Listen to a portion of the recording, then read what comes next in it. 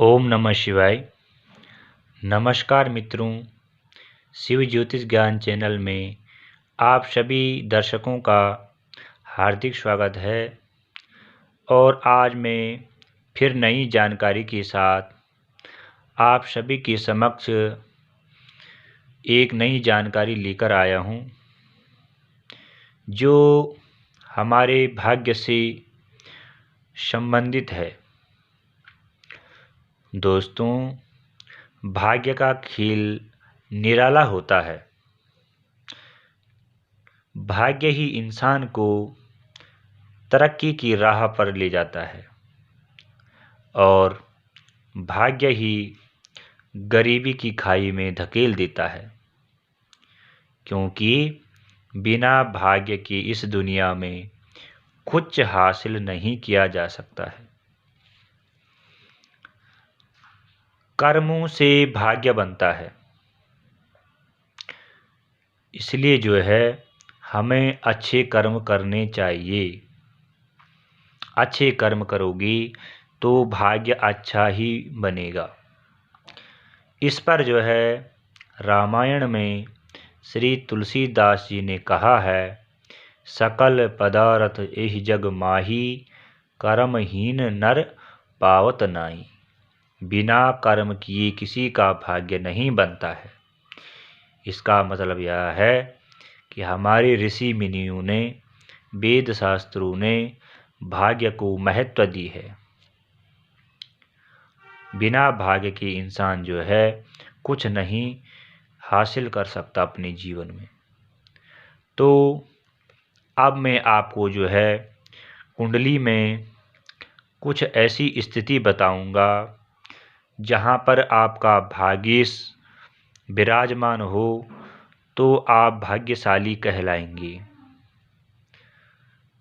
तो ध्यान दीजिए, यदि आपका भाग्येश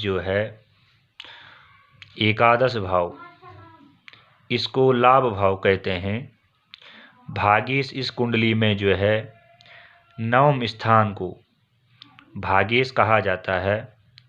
यहाँ पर भाग्येश आपके बृहस्पति देव बनते हैं। मेष लगन की कुंडली है, इस कुंडली में बृहस्पति देव भाग्येश कहलाएंगे। तो यदि आपके बृहस्पति देव लाभ भाव में, यहाँ एकादश भाव में विराजमान हैं, तो आपको अत्यधिक धन लाभ होगा। आपका भाग्य आपका साथ देगा और आपके बड़े भाई का सहयोग आपको मिलेगा। यदि आप अपने बड़े भाई की सलाह पर चलते हैं, उनके साथ अच्छा व्यवहार रखते हैं, तो आपका भाग्य और उन्नति करेगा। ठीक है मित्रों। दूसरा पॉइंट है, यदि आपका भाग्येश पंचम भाव में बैठ जाए, यह पंचम भाव होता है और यह ज्ञान, पुत्र, विद्या का होता है। तो यदि आपका भाग्येश पंचम भाव में विराजमान हो जाए, तो आपके पुत्र के द्वारा आपका भाग्य उन्नत होता है। आपके भाग्य के दरवाजे आपके पुत्र के माध्यम से होता है। आपका पुत्र आपका नाम रोशन करता है, आपके भाग्य को चमकाता है। आपका पुत्र ही कारण बन जाता है, जिससे आपको मान सम्मान प्रतिष्ठा मिलती है आपके पुत्र के द्वारा।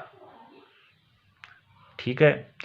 फिर तीसरा सूत्र है, यदि आपका भाग्येश लगन में बैठ जाए, यह लगन होता है पहला भाव, यहाँ पर आपका भाग्येश बृहस्पति देव बैठे हुए हैं, तो आप खुद अपने दम पर कर्म करते हो और अपने दम पर अपना भाग्य को लिखते हो।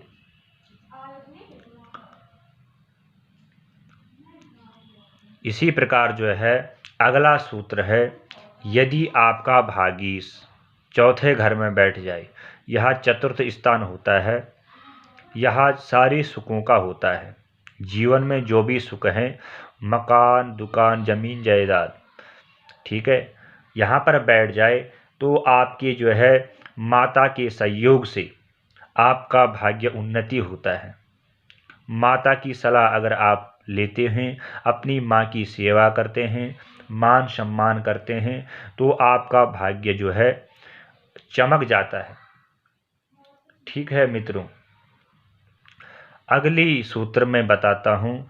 अगर आपका भाग्य सप्तम भाव में बैठा हो, ठीक है मित्रों, तो आपके जो है विवाह के बाद भाग्य उन्नति होती है, पत्नी से लाभ होता है। आपके पत्नी आने के बाद आपका भाग्य चमकता है। इसलिए आपको अपनी पत्नी का सम्मान करना चाहिए, पत्नी की सलाह जरूर लेनी चाहिए, तो आपको जो है अधिक सफलता मिलती है। अगला सूत्र है मित्रों, यदि आपका भाग्य जो है दसम भाव में बैठा हुआ है, भागीश दसम भाव में कर्म भाव में बैठ जाए तो चार चांद लगा देता है। यानी कि यहाँ पर जो है आपका भाग्य कर्म से जुड़ जाता है, कर्म भाग्य की पत्नी होती है। और भाग्य जो है, जब कोई भी इंसान कर्म करता है तो उसका भाग्य जो है वैसे ही बनता है। ठीक है, अगर आप 2 कदम चलोगे तो कर्म से जो है भाग्य जो है 4 कदम का जो है आपको आगे पहुंचाएगा। आपकी मदद जो है भाग्य उसमें ज़्यादा करता है, अधिक आपको फल मिलेगा। आप थोड़ा कर्म करोगे तो भाग्य से जो है आपको ज़्यादा मिलेगा। इसीलिए इस भाव में अगर आपका भाग्य बैठा है तो बलवान हो जाता है। अगला सूत्र है मित्रों, यदि आपका भाग्य छठे भाव में बैठ जाए या 8वें भाव में बैठ जाए या यहाँ पर 12वें भाव में विराजमान हो, तो वह जो है कमज़ोर हो जाता है। इस स्थिति में अगर वह जो है यहाँ पर विराजमान हो तो उसके जीवन में बहुत सारी चुनौतियाँ आती हैं। आपको अपने जीवन में चुनौतियों का सामना करना पड़ेगा। अगर आप चुनौतियों से भागते हैं तो आपको जो है बहुत हानि होती है। इसलिए आपको जो है चुनौतियों का सामना करना चाहिए। और कभी भी अगर आपका भाग्य यहाँ पर विराजमान हो तो आपको अपने जन्म स्थान में कोई भी व्यापार रोजगार नहीं करना चाहिए, उसमें आपको जो है लाभ नहीं हो पाएगा। आपको घर से बाहर, घर से दूर, अपने जन्म स्थान से दूर ही कोई भी कारोबार स्टार्ट करना चाहिए, तो आपको सफलता निश्चित मिलेगी। अगला सूत्र है, यदि आपका भाग्य नीच होकर बैठा हो कुंडली में कहीं भी,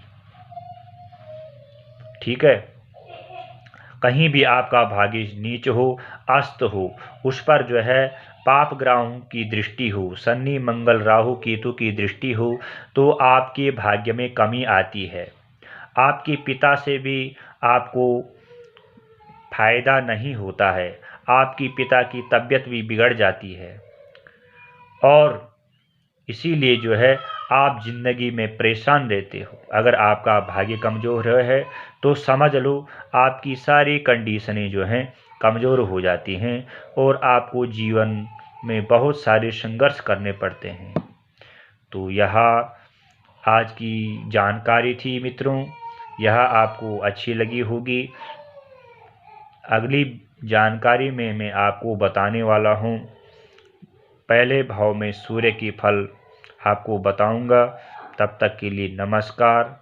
ओम नमः शिवाय।